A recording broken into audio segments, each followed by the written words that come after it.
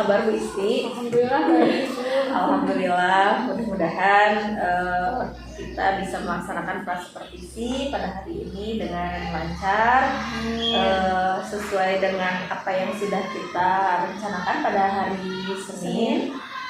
Hari ini ya Ibu akan mengajar di kelas 11 DKP 11 DKP 2.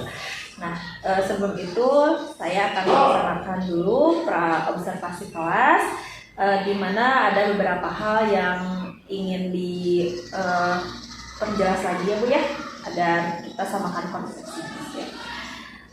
Pada pembelajaran hari ini Ibu akan mengajarkan materi tentang peluang dan tantangan penerapan nilai-nilai Pancasila. Peluang dan tantangan nilai-nilai Pancasila. Untuk tujuan pembelajarannya Bu, apa sih? Tujuan pembelajarannya ada 2 ya Bu ya. Yang pertama, diharapkan siswa itu dapat menerapkan nilai-nilai Pancasila dalam kehidupan sehari-hari. Dan yang keduanya, siswa itu diharapkan mampu mempresentasikan peluang dan tantangan penerapan Pancasila dalam kehidupan global. Jadi ada 2 tujuan yang difokuskan pada pembelajaran hari ini Bu ya. Nah, untuk area pengembangan yang hendak dicapai dalam pembelajaran ini apa? Karena di pembelajarannya itu ada diskusi kelompok, di mana di sana salah satu tujuannya adalah mereka mengembangkan nilai profil pelajar Pancasila yang diantaranya ada gotong royong, sehingga mereka mampu berkolaborasi dalam kelompok. Kemudian karena mencari sebuah studi kasus, diharapkan mereka bisa memiliki nalar kritis untuk mengkritisi kasus-kasus yang akan dicari gitu. Jadi memunculkan kolaborasi dengan gotong royongnya bersama-sama dalam menganalisis kasus-kasus gitu ya, dengan cara mereka bernalar kritis gitu ya. Dan juga bagaimana cara mereka mempresentasikan gitu ya, sehingga mereka punya nalar kritis untuk mempresentasikan apa yang sudah mereka cari. Baik, luar biasa ya apa yang Ibu siapkan gitu ya dalam pengembangan pembelajaran ini. Nah, strategi yang dipersiapkan apa saja Bu? Strategi dalam pembelajaran ini menggunakan model pembelajaran. Boleh Bu? Kalau model pembelajarannya menggunakan discovery learning yang terintegrasi dengan diferensiasi dan sosial emosional gitu. Kemudian pada saat pembelajaran, ketika di awal setelah membaca doa saya akan mengabsen anak. Cuman pada saat mengabsen anak, saya memberikan kesempatan setiap saya menyebutkan satu nama, mereka harus menyebutkan satu harapan atau satu keinginan yang ingin mereka ungkapkan agar teraminkan oleh teman-temannya. Jadi dengan penggunaan model belajar discovery learning yang terintegrasi KSE, juga pembelajaran diferensiasi ya Bu ya. Ibu juga melaksanakan mungkin saya bisa menyebutnya ice breaking ya Bu ya. Ice breaking itu ya Bu. Menyebutkan harapan dan diaminkan oleh anak-anak. Cuma di awal ya. Di awal. Ya. Baik Ibu. Selain itu ada strategi yang lain yang Ibu persiapkan, mungkin video atau apa gitu? Video enggak, cuman tadi pada saat pembelajaran anak diberikan gambar pemantik tentang tantangan penerapan Pancasila. Gambar pemantik ya Bu ya? Ya. Baik Ibu, dari yang setelah Ibu sampaikan itu ya Bu ya, sudah sangat tertata, tujuannya sudah sangat sistematis, dan strateginya pun mudah-mudahan memang bisa terlaksana di kelas DKV ya Bu ya, dengan melalui pembelajaran discovery learning, ice breaking, juga gambar-gambar yang sudah Ibu persiapkan. Nah, setelah pembelajaran materi ini, apa yang Ibu harapkan dari anak? Dari hasil pembelajaran ini diharapkan selain tadi kembali ke tujuannya bahwa anak harus mampu menerapkan nilai-nilai Pancasila. Anak-anak juga harus mampu menghadapi tantangan ternyata Bu ya, tantangan dalam penerapan Pancasila, apalagi di era globalisasi seperti ini, kebanjuan teknologi, banyaknya ideologi-ideologi masuk yang bisa saja merubah atau mengikis Pancasilanya dia gitu ya, jiwa Pancasilanya dia, sehingga ya dengan diharapkan dengan pembelajaran ini mereka tahu ada tantangan-tantangan apa aja, selain tantangan juga ada peluang yang harus mereka dapatkan, harus mereka kembangkan agar tidak tergerus jiwa Pancasilanya. Luar biasa sekali. Mudah-mudahan pembelajarannya dapat terlaksana dengan lancar ya. Mohon izin. Nanti di jam ke-3 ke-4 ya saya mau izin mau observasi Ibu. Ibu santai saja, jangan tegang ya Bu ya. Insya Allah saya tidak akan mengganggu proses pembelajaran. Terima kasih atas waktunya ya Bu. Saya tutup coaching ini dengan ucapan terima kasih. Wassalamualaikum warahmatullahi wabarakatuh. Waalaikumsalam warahmatullahi wabarakatuh.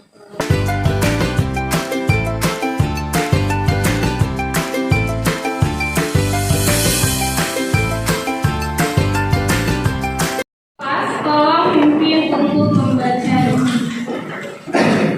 Siap. Mulai pembelajaran nanti mulai.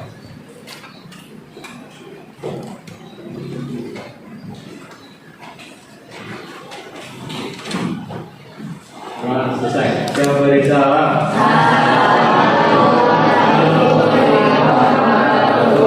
Waalaikumsalam warahmatullahi wabarakatuh. Apa kabar semuanya? Sehat? Terlihat seperti lemas karena sudah olahraga ya. Walaupun tadi pagi sudah olahraga, kita masuk pembelajaran di kelas harus lebih semangat ya. Sebelum memulai pembelajaran, izinkan Ibu mengecek kehadiran terlebih dahulu. Sambil mengecek kehadiran, setiap siswa yang Ibu absen, tolong ungkapkan harapan apa yang ingin kalian ungkapkan. Karena kita tidak tahu ya apakah harapan atau keinginan kalian jika teraminkan oleh banyak orang, insya Allah Allah ijabah, Allah mudahkan keinginan ya. 11 DKV ya.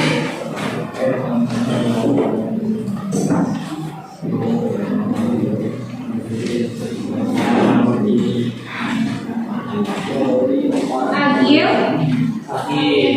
iya, masuk ya. Agira Bambang iya Bang, ingin menjadi lebih baik, amin. Semoga menjadi orang yang lebih baik lagi ya. Karena tadi Ibu lihat Bambang terlambat ya. Nah, kenapa Bang terlambat Bang? Kesian bangunnya. Oke, mudah-mudahan dari keterlambatan Babang, katanya Babang ingin menjadi orang yang lebih baik. Evan, amin. Sehat selalu ya Van. Eva, apa Eva? Ingin apa? Ingin tersenyum. Apanya? Ingin apa? Eva punya harapan apa dalam hidup? Ingin menjadi lebih baik. Amin. Ferdi ingin menguasai. Woi, kayaknya gara-gara belajar bareng Kuliah Sejarah ya, jadi mereka menguasai Eropa. Cek. Ingin apa Cek? Ingin sembuh. Oh, jadi baru sakit, baru sembuh ya. Doain teman-temannya mudah-mudahan sembuh. Adam, oke. Suci, boleh simpan handphonenya. Kesepakatan kelas kalau tidak disuruh menggunakan handphone, tidak boleh menggunakan handphone. Naila, iya Nay. Tidak ada punya harapan apa gitu. Naila, sukses, amin. Putra, iya Bu. Ingin menjadi orang yang lebih sabar. Oh, emang Putra selama ini tidak sabar. Saya lebih sabar apa? Ya, Menjadi lebih baik. lebih baik. Raika, yang lebih baik semuanya. Rehanun ingin menjadi lebih bahagia. Amin ya. Semoga kita tidak tahu ya apa yang Rehanun terima. Mudah-mudahan Rehanun kita sembuh dan luka ini dan menjadi bahagia. Reza. Amin. Anak ya, Rifki Ardi. Ya, Rif.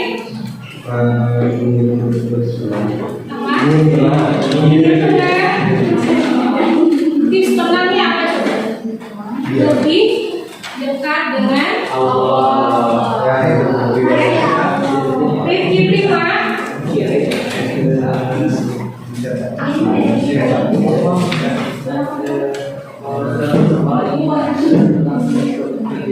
Amin. Semoga dapat pekerjaan yang Rifki. Rizky Abdul. Apa sih?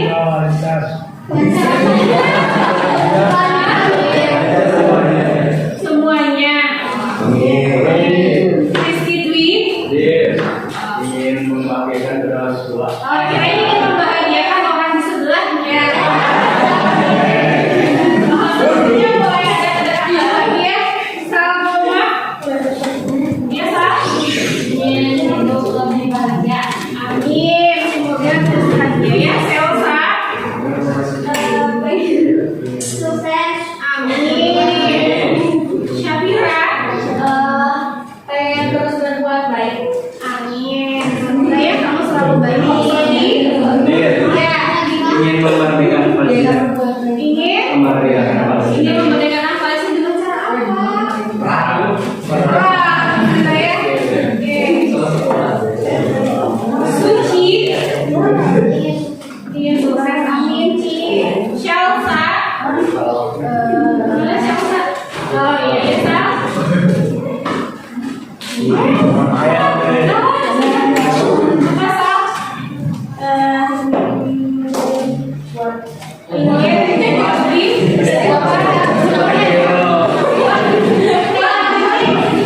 Menghadapi kenyataan, insyaallah. Amin. Jadi masa depan, apalagi dengar insyaallah ingin menjadi seorang jurnalistik katanya. Semoga diizinin ya. Amin. Teguh. Amin. Jadi penyanyi terkenal. Jadi pindah. Aku tahu harapan kamu apa? Salah satunya pengen juara LHBB. Sekali benar sekali ya. Tapi pengen dengar harapan Bina. Apa ya? Ayo. Apa ya? Dan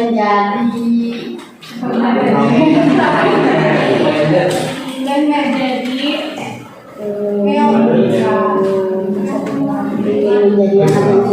Mungkin amin. Zena, nih Zena harapannya apa Zena? Semoga saya bisa jadi anak kesehatan.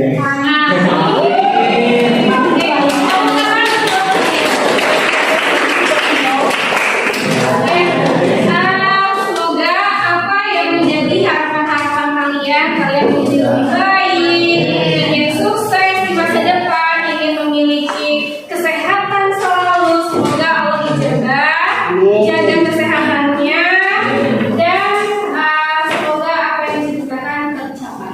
Ya.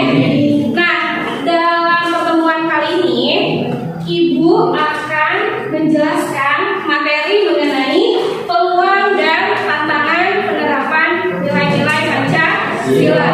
Kalau di minggu sebelumnya kita sudah belajar tentang ada nilai dasar, nilai instrumental, dan nilai praksis, gitu ya. Nah, ternyata di dalam kehidupan nyata, di dalam nilai praksis ini ada tantangan dalam penerapan nilai-nilai Pancasila.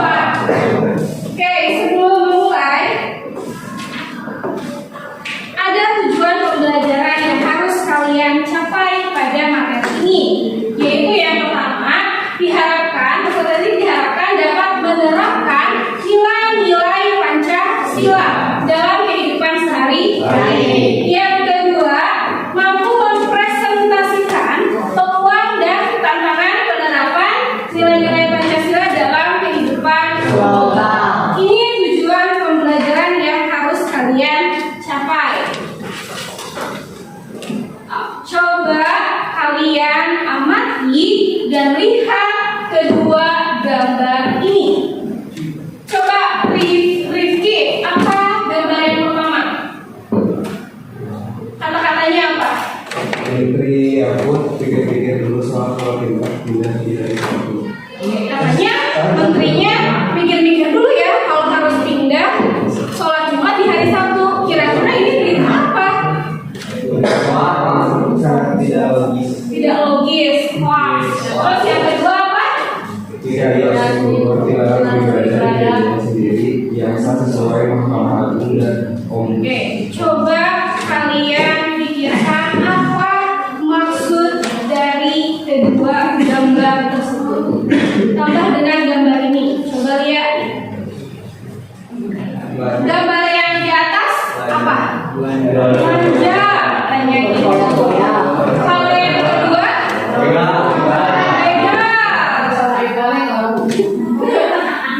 berarti yang pertama beritanya tidak benar. Yang kedua tentang tidak bolehnya beribadah. Yang ini belanja. Nah, terus yang keempatnya adalah begal. Coba kalian pikirkan dari keempat gambar itu kira-kira apa? Dan apakah tantangan yang kalian hadapi dalam penerapan Pancasila? Ada yang bisa mengungkapkan dari keempat gambar tersebut itu maksudnya apa? Ada yang bisa mengungkapkan? Apa sih maksudnya keluarin gambar yang tadi? Apa ya hubungannya dengan mata pelajaran ini? Apa ya hubungannya dengan materi ini? Silakan.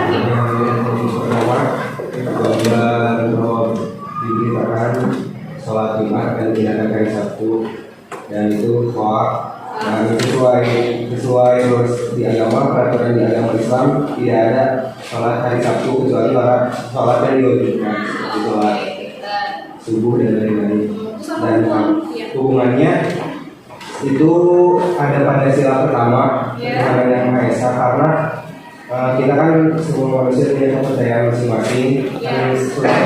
Saya sebagai umat muslim juga mempunyai ilmu yang didapatkan dari guru ngaji bahwa sholat Jumat itu ya tetap sholat Jumat. Tetap sholat Jumat, biar tidak jadi sholat Sabtu, selain gitu ya. Oke, good, Kiki. Selanjutnya dari keempat gambar yang tadi Ibu berikan itu merupakan tantangan dalam penerapan nilai-nilai Pancasila. Ya, kayak tadi begal tersebut berarti salah satu perilaku yang tidak sesuai dengan penerapan nilai-nilai Pancasila. Karena apa? Karena apa coba? Karena apa? Karena kriminal, seperti gitu ya. Kalau kriminal itu tidak sesuai dengan nilai Pancasila berapa? Sila kemanusiaan. Biar kalian lebih memahami apa itu peluang dan tantangan penerapan Pancasila, Ibu akan menjelaskan terlebih dahulu. Ternyata tantangan penerapan Pancasila dalam kehidupan global itu ada dua faktor, ya. Ada faktor internal, ada juga faktor eksternal. Apa itu tantangan internalnya? Nah, tantangan internalnya, biar kalian bisa sama-sama membaca, silakan buka di halaman 25. Di sana ada tantangan internal yang pertama, yaitu demoralisasi bangsa. Apa itu demoralisasi bangsa? Yaitu bentuk dari demoralisasi bangsa itu dapat dilihat dari semakin maraknya perbuatan yang tidak mencerminkan nilai-nilai Pancasila, ya. Di mana dalam penerapan nilai-nilai Pancasila yang kemarin kalian pelajari ada 5 nilai dasar. Masih ingat 5 nilai dasar itu apa? Nilai ketuhanan.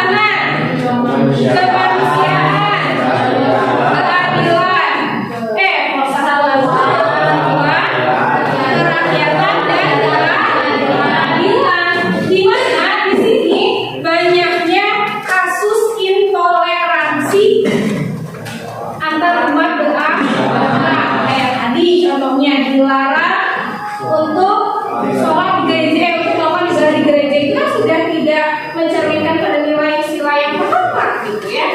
Terus kemudian banyaknya politik uang, tawuran pelajar. Apakah tawuran pelajar mencerminkan nilai-nilai dari nilai-nilai Pancasila? Ya, tidak ya, karena itu termasuk ke dalam demoralisasi bangsa. Dan itu merupakan tantangan dari penerapan nilai Pancasila. Yang kedua, adanya ancaman disintegrasi bangsa. Apa itu ancaman disintegrasi bangsa? Yaitu dapat dilihat masih adanya gerakan separatisme atau gerakan yang ingin memisahkan diri. Contohnya tahu nggak? Papua. Terus adanya gerakan Aceh Merdeka. Itu salah satu gerakan separatisme. Gerakan ini apa? Memisahkan diri dari Indonesia. Yang ketiga, gerakan untuk mengubah Pancasila. Ketika itu, pada saat Indonesia merdeka ada PKI ya. Nah, PKI itu salah satu apa ya? Teroris itu ya, bukan teroris ya. Ya, salah satu kelompok yang ingin mengubah Pancasila menjadi ke komunis, gitu ya. Dan yang terakhir adalah rendahnya pengetahuan terhadap Pancasila. Bagus dulu ya, belajar ya. Yang terakhir adalah rendahnya pengetahuan terhadap Pancasila. Nah, rendahnya pengetahuan masyarakat Indonesia terhadap Pancasila perlu ditingkatkan. Agar apa? Agar dalam diri masyarakat Indonesia ini menjadi apa ya? Menerapkan nilai-nilai Pancasila itu menjadi sebuah kebiasaan. Sudah tertanam dalam dirinya sendiri. Seperti halnya ibu selalu mengingatkan, hai nak, tolong kalian sudah belajar pendidikan Pancasila, tolong terapkan dalam kehidupan sehari-hari itu sesuai dengan nilai-nilai Pancasila. Contohnya di dalam sila kedua, kalian harus saling menghargai antar teman, harus saling bertoleransi, tidak boleh adanya pembulian, tidak boleh adanya diskriminasi. Itu salah satu contoh kalian menerapkan nilai-nilai Pancasila. Gitu ya. Nah, karena kurangnya pengetahuan, rendahnya pengetahuan terhadap Pancasila, sehingga orang-orang itu yang menerapkan kehidupan sehari-hari itu tidak sesuai dengan nilai-nilai Pancasila, gitu ya. Contohnya gimana? Kalian setiap hari Senin membacakan Pancasila. Apakah kalian tahu kalau yang kalian bacakan itu tuh sangat sakral, punya arti, punya makna tersendiri bagi bangsa Indonesia, sebagai dasar negara, sebagai pandangan hidup, bahwa kita itu Pancasila itu dijadikan sebagai pedoman hidup kita. Jadi tidak boleh sembarangan, tidak boleh tidak sesuai dengan nilai-nilai Pancasila. Ya. Selain ada tantangan ini, ada juga yang namanya tantangan eksternal. Coba lihat di bukunya. Tantangan eksternal yang pertama itu adalah masuknya ideologi. Contohnya kayak gini. Masuknya ideologi lain. Gimana cek? Ideologi lain cek. Nah, akibat terbukanya berbagai informasi sehingga budaya-budaya, ideologi-ideologi itu mudah masuk ke negara kita, gitu ya. Contohnya gini lah, negara Amerika dengan ideologi liberal tanpa kalian sadari itu sudah merebak. Ada yang tahu salah satu contohnya? Apa? Narkoba. Kalau di sana narkoba itu dibebaskan, tapi di kita itu tidak boleh. Karena itu adalah salah satu pelanggaran hukum ya kalau kita mengkonsumsi narkoba. Selain narkoba, gaya hidup mewah atau hedonisme. Selain gaya hidup mewah, apalagi pergaulan bebas.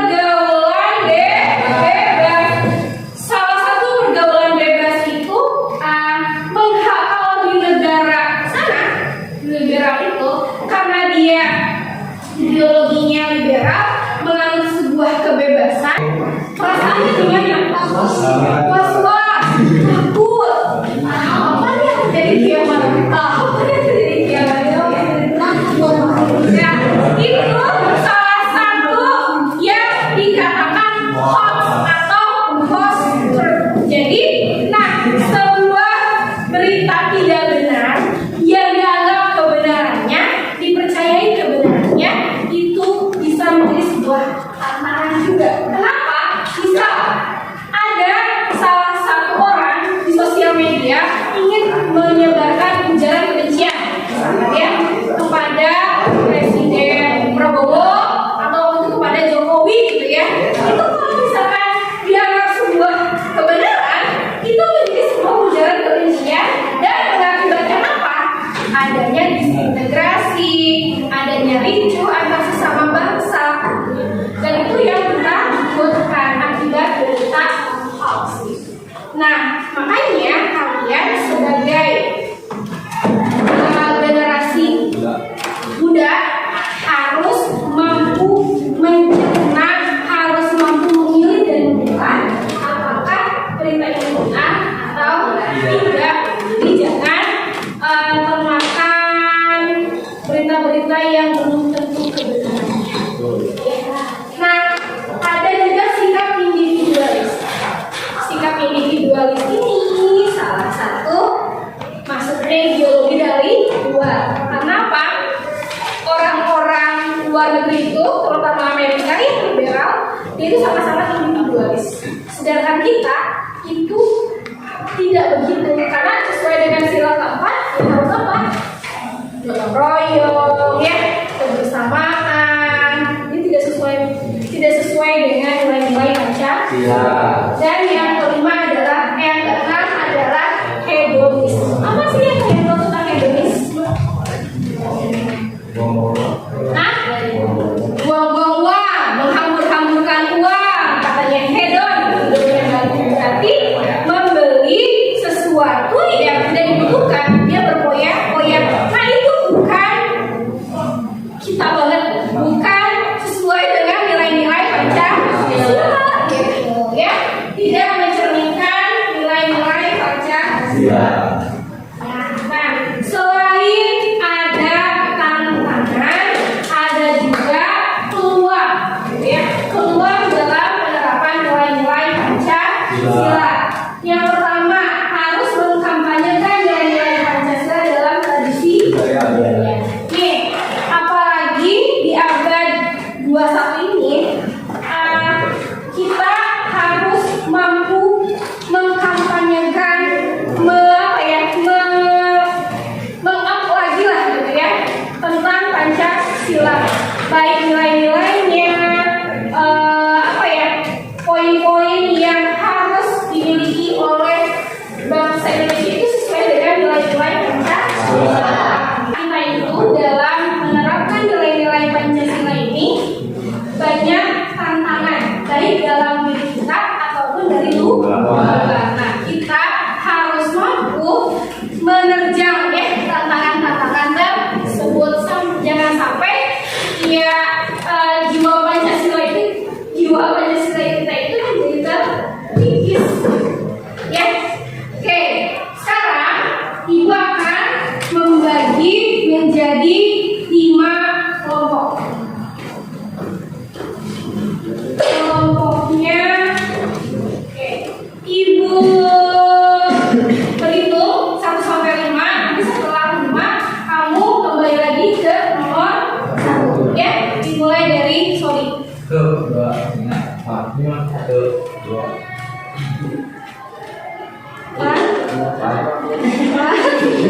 Apa Irfan? 4, 1, 2.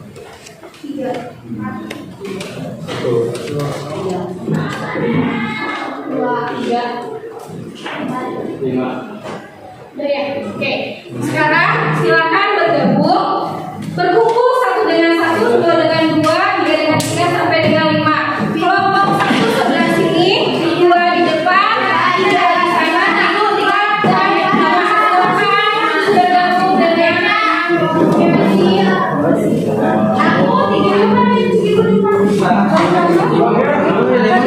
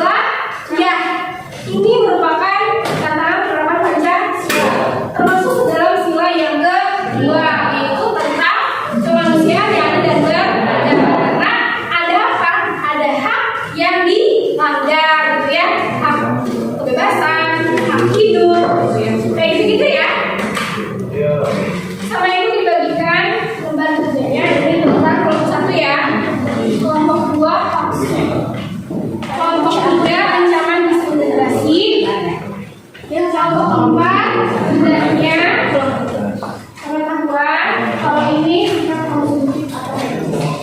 silakan. Peraturannya adalah kalian bekerja bersama kelompoknya. Dari satu kelompok itu hanya boleh menggunakan satu handphone saja. Ya, Ibu kasih waktu 10 menit untuk mengerjakan. Nanti kalian silakan presentasikan di depan.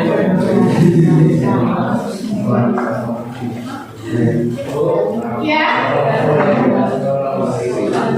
Mana gimana? Ini nama kelompok ini. Nama kalian. Oke.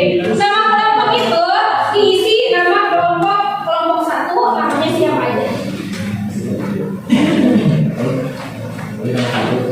Ya, kelompok satu, nama kalian siapa aja? Itu mah nanti ibu menilai hasil diskusi kalian. Kelompok satu. Silakan cari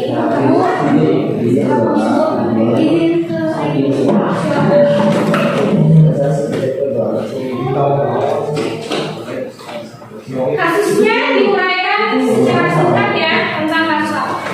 Nanti pada saat presentasi kalian boleh memperlihatkan artikel kasusnya.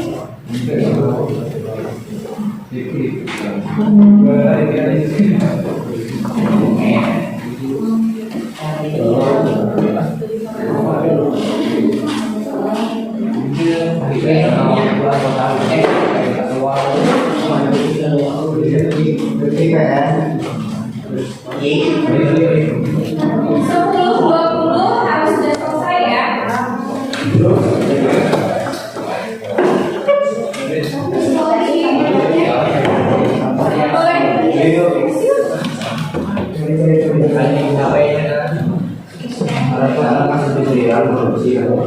Nah, ya, maksudnya kalau itu kan ada ya ini digunakan dengan gaya Pancasila ada bullying, boleh kamu hubungan, itu dari organisasi. Dari kamu dia salah satu cari apa kan kasusnya. Mau yang bullying yang mana?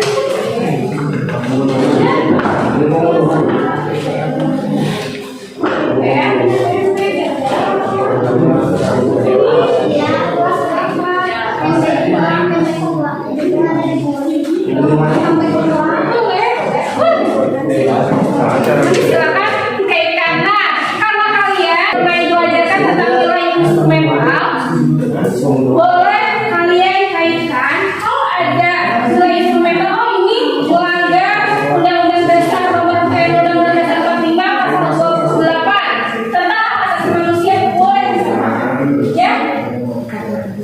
Sudah ada. Kalau yang ini sudah ada.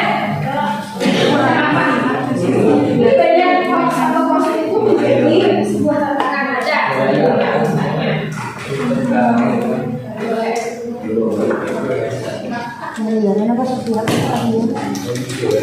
Kelompok Tina ada kesulitan tentang apa ini? Tentang ketidakadilan ekonomi.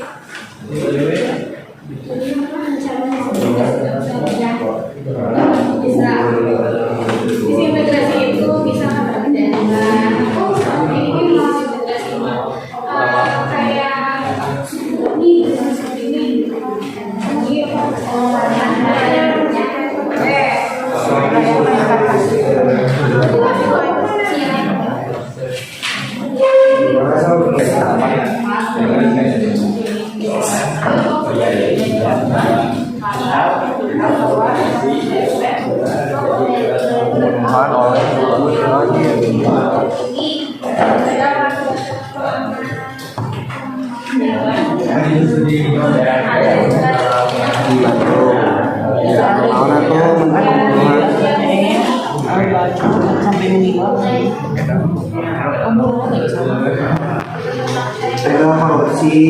Korupsi sudah pencegahan operasi korupsi. Merupakan kasus korupsi.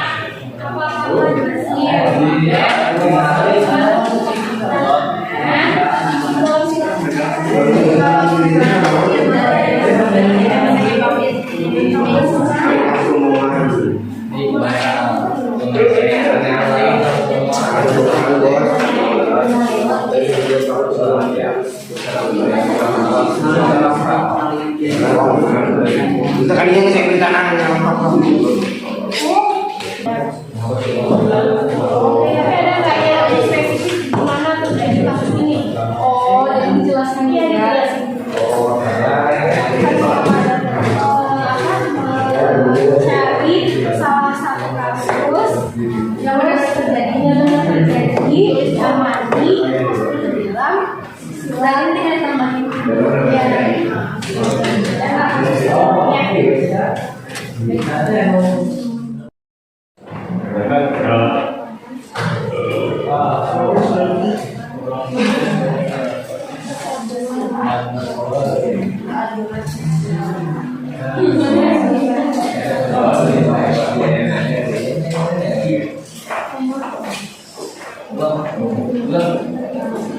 Assalamualaikum warahmatullahi wabarakatuh. Waalaikumsalam warahmatullahi wabarakatuh. Kami dari kelompok 2 ingin mempresentasikan hasil dari diskusi kami. Tugas kami itu dari hoax atau post truth. Uraian singkat kasus seorang peramal yang berasal dari India bernama Al membuat memproduksi adanya hari kiamat yang akan terjadi pada hari 10 Agustus 2024. Apakah judul seperti itu? Kasus tersebut termasuk ke dalam penanganan Pancasila? Menurut kami itu ya, termasuk tantangan eksternal atau hoax. Jika iya, bagaimana bagian sila manakah? Menurut kami itu dari sila pertama, yaitu Tuhan yang Maha Esa atau ketuhanan. Karena mencoba memprediksi adanya kiamat yang belum diketahui kapan terjadinya hari kiamat tersebut, mungkin di luar adalah akal saja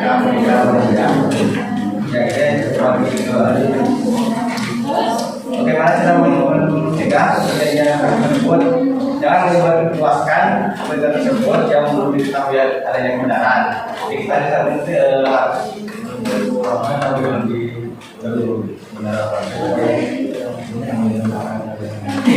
bagaimana pandangan dan sikap melihat kasus yang kalian dikaji jika dikaitkan dengan tantangan penerapan Pancasila yang dialami?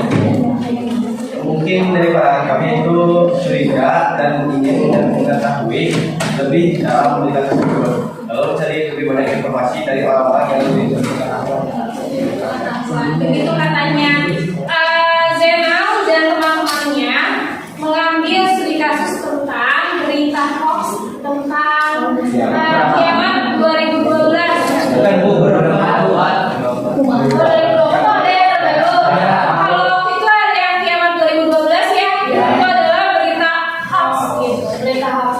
Nah kadang karena kemarin kayak kalian saya waktu kiamat 2012 saya waktu SD, tapi termakan oleh hoax itu masuk ke dalam tantangan, gitu ya, tantangan penerapan Pancasila yang eksternal katanya. Karena apa?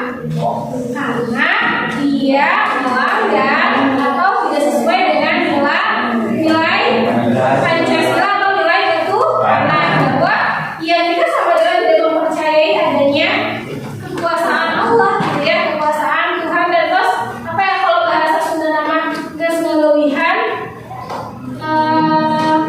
kelebihan Allah, gitu ya, sudah memprediksi bahwa sesuatu itu akan terjadi, padahal itu kuasa Allah gitu. Ya, oke, terima kasih untuk kelompok kita.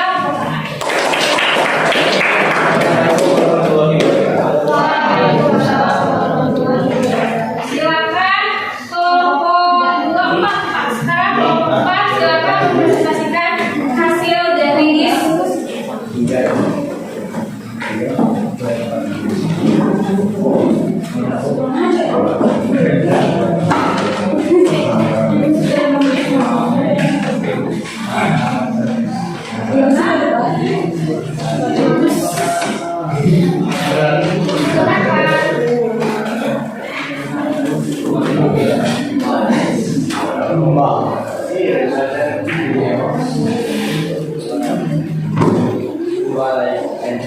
Assalamualaikum warahmatullahi wabarakatuh. Waalaikumsalam warahmatullahi wabarakatuh. Kami di sini akan mempresentasikan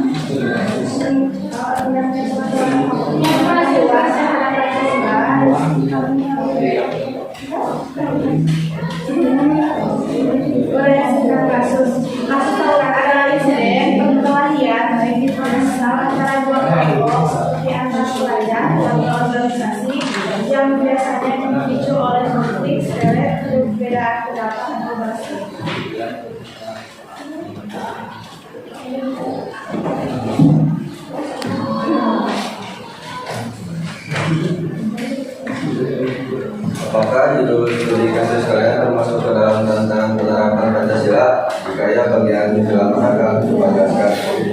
Ya, termasuk. Silakan Pak, karena tawuran melanggar prinsip kemanusiaan dan keadilan karena melibatkan kekerasan yang berarti tidak menghormati kemanusiaan. Yang lainnya boleh berangkat. Bagaimana cara kita dari dengan memberikan pembekalan pemahaman pada pelajar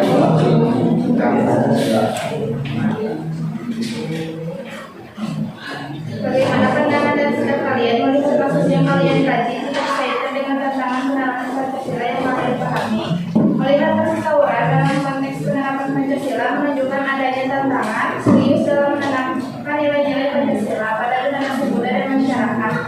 Tawuran melibatkan kekerasan yang jelas bertentangan dengan sila-sila Pancasila, terutama terkait kemanusiaan, persatuan, dan keadilan sosial.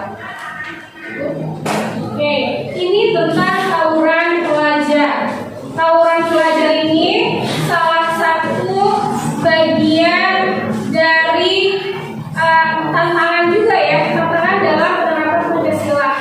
Bisa jadi mereka melakukan tawuran itu karena kurangnya pemahaman terhadap Pancasila, katanya gitu, sehingga mereka tidak tahu bahwa ada nilai kemanusiaan yang harus mereka utamakan, mereka tanamkan, dan ada nilai persatuan. Ketika adanya tawuran bisa menjadi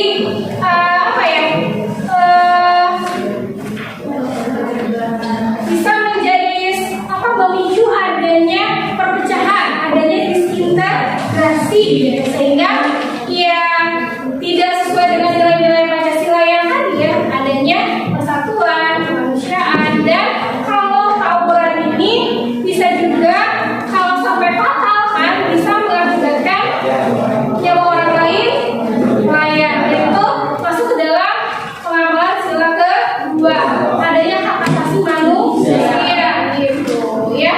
Oke, ada pertanyaan? Silakan boleh. Sekian dari kami. Assalamualaikum warahmatullahi wabarakatuh. Waalaikumsalam. Ada habis. Untuk ketiga kelompok yang lain, silakan hasil diskusi kalian yang dikumpulkan. Minggu depan kalian mempresentasikan hasil dari diskusinya.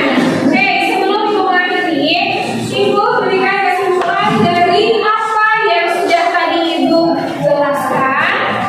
Boleh Ibu terlebih dahulu apa yang sudah Ibu jelaskan dan apa yang sudah kalian kaji.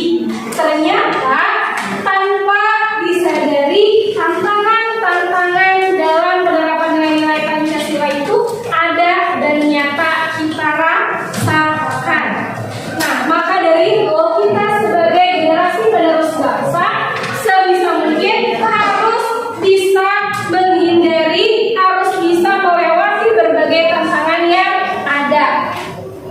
Dan kita harus membuka peluang dalam penerapan Pancasila. Salah satunya kalau untuk kalian sebagai orang-orang demokrasi ya, orang-orang yang bergelut pada berbagai media sosial gitu ya, membuat sebuah konten, kalian boleh membuat sebuah konten-konten yang bisa menyebarkan pengamalan dari nilai-nilai Pancasila gitu ya.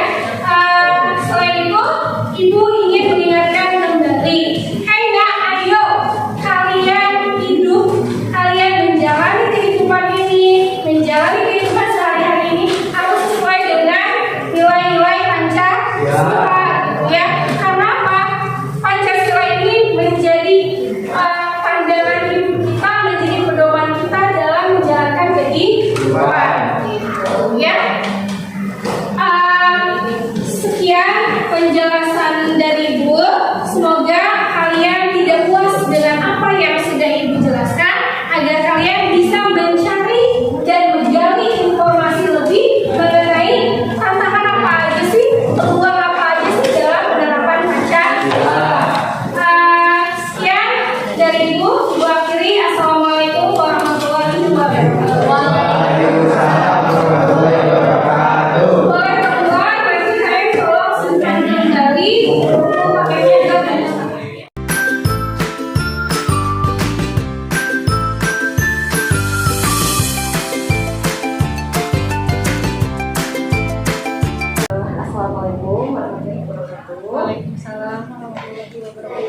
Apa kabar Bu Isti? Alhamdulillah baik Bu Risma. Alhamdulillah, saya ucapkan terima kasih banyak ya Bu ya atas waktunya untuk melaksanakan coaching pasca observasi atau supervisi. Sebelumnya perkenalkan dulu ya, ini pengajar praktik saya dengan Ibu Evi. Insya Allah akan membersamai kita untuk pelaksanaan coaching pasca observasi ini. Santai aja Bu, nggak usah grogi. Siap-siap. Ya, baik kita mulai ya coachingnya. Di sini pada saat pelaksanaan pembelajaran kemarin, menurut Ibu bagaimana performa yang Ibu laksanakan pada pembelajaran kemarin? Performa pada saat pembelajaran pada saat observasi, alhamdulillah sih saya pribadi merasa cukup puas. Ada cukup puasnya, tapi ada juga yang belum puas karena masih ada yang harus diobservasi. Yang cukup puasnya, alhamdulillah pada saat pembelajaran mungkin ya anak-anak sudah bisa dikondisikan, sudah sesuai dengan salah satu tujuan pembelajaran yang saya targetkan gitu ya. Salah satunya adalah anak mampu mempresentasikan dan mengidentifikasi mengenai peluang dan tantangan penerapan Pancasila. Jadi Ibu menilai bahwa Ibu sudah merasa cukup puas ya dengan performa anak-anak ketika mereka dapat menyampaikan presentasi yang berkaitan dengan nilai-nilai Pancasila. Baik. Menurut Ibu, apa yang sudah baik pada saat pembelajaran berlangsung dan apa yang perlu dilakukan?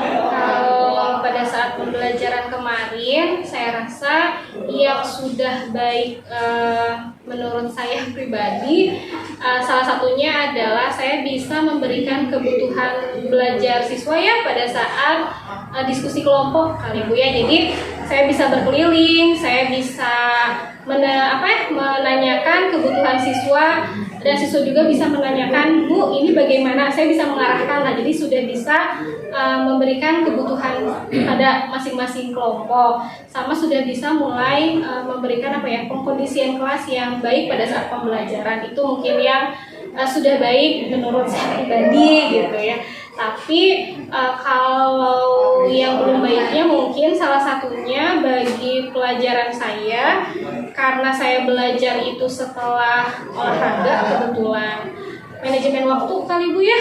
Mungkin Ibu juga merasakan kemarin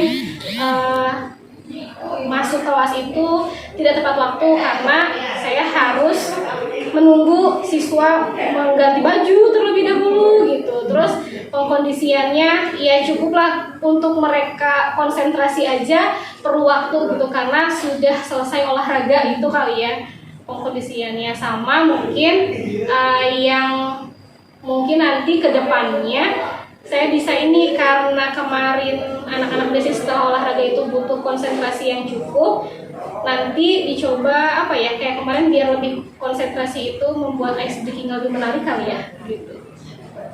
Luar biasa ya Bu ya. Jadi di sana ada Ibu sudah merasakan kepuasan gitu ya si anak-anak dalam pembelajaran walaupun memang terkendala dengan manajemennya gitu ya, terutama memang kalau kita di sini kan suasana juga panas, olahraga gitu ya pasti seperti kemarin kondisinya gitu ya. Tapi luar biasa dengan apa yang Ibu sampaikan. Nah, baik Bu, bolehkah saya menyampaikan hasil pengamatan observasi saya? Ya terima kasih Bu. Berdasarkan hasil pengamatan waktu kemarin ya Bu ya, pada saat pembelajaran berlangsung memang Ibu itu telah hadir penuh gitu, telah hadir penuh dengan pelaksanaan pembelajaran dan seperti yang Ibu sampaikan tujuannya pun sudah tercapai dengan target area pengembangan yang ingin Ibu capai ketika si anak bisa menganalisis kasus yang berkaitan dengan nilai-nilai Pancasila. Nah, itu juga sudah sesuai dengan standar yang kita bicarakan pada saat coaching pra-supervisi gitu ya, pra-observasi. Nah, menurut Ibu atau bagaimana pendapat Ibu mendengar hasil observasi saya ini? Alhamdulillah saya cukup senang mungkin ya dengan hasil pengamatan observasi ibu, dan kebetulan ibu saya baru pertama kali diobservasi atau disupervisi gitu, makanya ini kesan pertama saya disupervisi melalui coaching. Ya enak lah, tidak terlalu menegangkan, tapi banyak hal yang saya dapatkan gitu ya dengan Bu Risma gitu. Alhamdulillah ya. Nah, tadi kembali lagi ya, tadi di target yang ibu capai gitu ya pembelajaran, saya ulas di sini ibu yang tadi ice breaking ya Bu ya.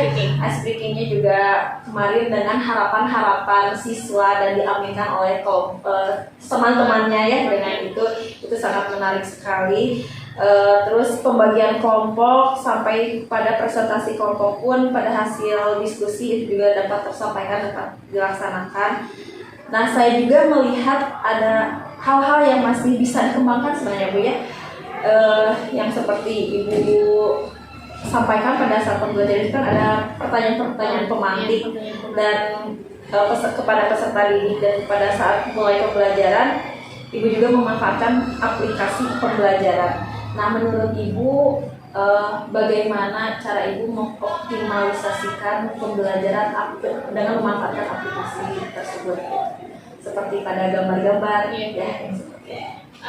Ya sebetulnya kalau pada saat saya observasi mungkin ibu juga melihat ya, saya menayangkan berbagai gambar pemantik ya mengenai tantangan penerapan Pancasila. Ketika saya melemparkan ini maksudnya apa, anak-anak kadang dia masih ada yang pasif, tapi tidak semua aktif, jadi hanya ya orang-orang itu aja gitu ya. Mungkin itu salah satu kelemahan saya mungkin ya, tidak bisa menayangkan pemantik dan memberikan kesempatan kepada yang lain untuk menyampaikan apa yang mereka pikirkan setelah melihat tayangan itu. Jadi ya saya sebetulnya sebagai tantangan untuk diri saya pribadi menginginkan dari hasil pembelajaran pendidikan Pancasila ini semua siswa itu harusnya aktif dan harusnya terpancing dengan apa yang saya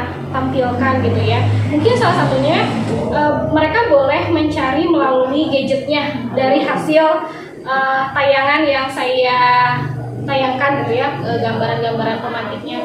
Namun yaitu kendalanya tidak semua siswanya aktif, hanya siswa-siswa tertentu yang mereka cepat tanggap, oh ini maksudnya ke sini, oh ini maksudnya ke sini gitu.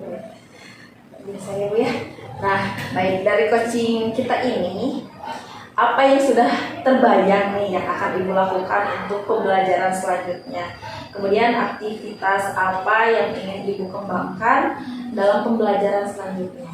Kalau dari hasil observasi yang kemarin saya laksanakan dan yang menjadikan aktivitas pengembangan untuk kedepannya untuk saya pribadi adalah saya ingin mengembangkan pada diskusi kelompok ya. Jadi menginginkan diskusi kelompok itu siswanya itu saling bergotong royong, tidak hanya kadang-kadang kan kalau misalkan diskusi kelompok itu hanya 1-2 orang yang aktif tapi sisanya dia melamun nulis gitu ya. Nah, saya menginginkan untuk kedepannya mengharapkan siswanya dan saya juga ikut membantu agar semua anggota kelompok itu dapat bergotong royong gitu ya, sesuai dengan profil pelajar Pancasila yang kemarin saya bicarakan.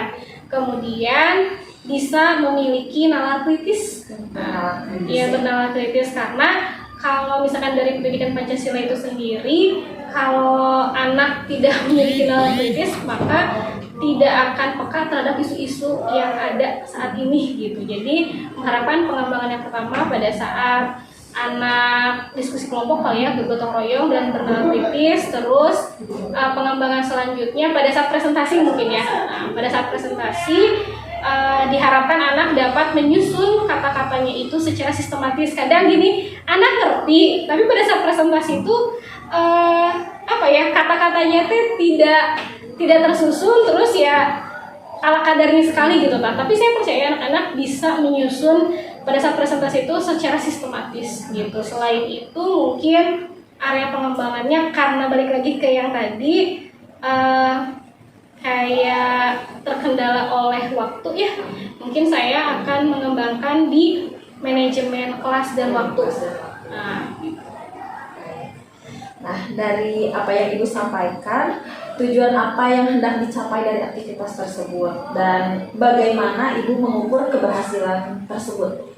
Nah, kalau tujuannya dari hasilnya dari diskusi kelompok, ya anak-anak selain memiliki nalar kritis ya bisa menyampaikan pendapatnya, menyampaikan pemikirannya secara lugas gitu ya. Terus dengan manajemen waktu yang tepat, anak-anak juga bisa melakukan pembelajaran tepat waktu dan sesuai dengan sesuai dengan waktu yang sudah ditentukan gitu. Tidak ya sesuai target, tidak kurang gitu kan, kasihan juga.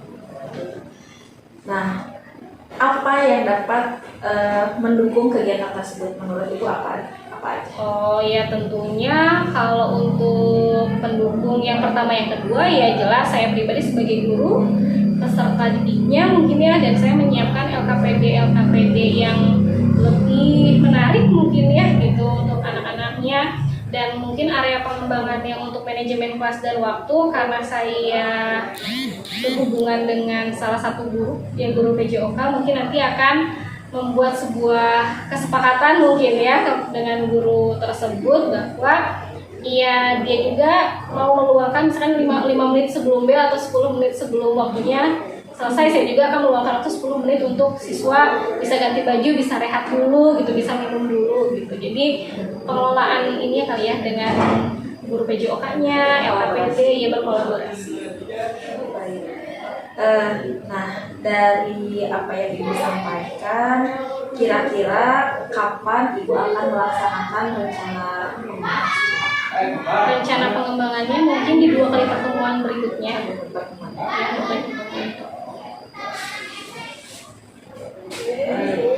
Baik, adakah kompetensi lain Bu, dari hal yang ingin dikembangkan, mungkin berdasarkan pengalaman coaching yang telah kita laksanakan? Mungkin ada kompetensi lain yang ingin Ibu kembangkan lagi gitu selain yang tadi? Sebenarnya ada, salah satunya saya juga ingin mengembangkan kompetensi dari ini Bu, dari bukan media pembelajarannya gitu ya kan, kegiatan pembelajarannya kan kayak kemarin sebelum pra observasi saya juga kan dibantu untuk menyusun modul ajar oleh Bu Risma. Nah itu salah satu pembelajaran mungkinnya untuk saya mengetahui ternyata pembelajaran diferensiasi yang betul itu seperti ini. Nah mungkin saya juga mengembangkan banyak media pembelajaran, model-model pembelajaran lain yang saya coba diaplikasikan gitu Bu. Baik Ibu, sebagai penutup ya, apa yang Ibu rasakan pada saat di coaching oleh saya? Menurut Ibu, apa yang bisa didapatkan gitu melalui proses coaching ini? Mengingat tadi kan kata Ibu memang ini adalah kali pertama Ibu melaksanakan atau disupervisi observasi gitu ya Bu ya. Mungkin ada perasaan-perasaan yang Ibu rasakan pada saat ini atau pada saat diobservasi. Oke. Kalau kan kebetulan saya bertemu Ibu ya dari mulai pembuatan modul, pra-observasi, observasi sampai dengan sekarang pasca. Jujur banyak hal baru yang saya dapatkan. Salah satunya adalah pada saat pembuatan modul ajar, kan saya kira ternyata berdiferensiasi itu harus begini, ternyata setelah Ibu beri di coaching, diberi pencerahan, ternyata tidak begitu.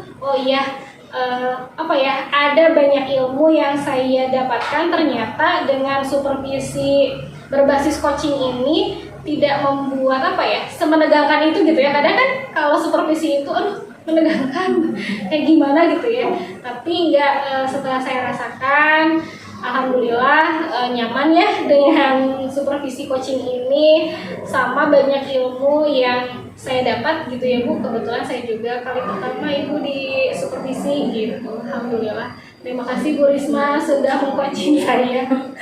Dan salah satunya kata Bu Risma, ternyata di coaching itu bukan melihat pada nilai, tapi dengan cara coaching, saya pribadi juga bisa melihat kelebihan dan kelemahan saya pribadi berada di mana gitu. Jadi bukan dilihat dari nilai, tapi dengan Bu Risma, Bu Risma nge-coaching saya juga bisa tahu kelemahan saya di mana, kelebihan saya di mana.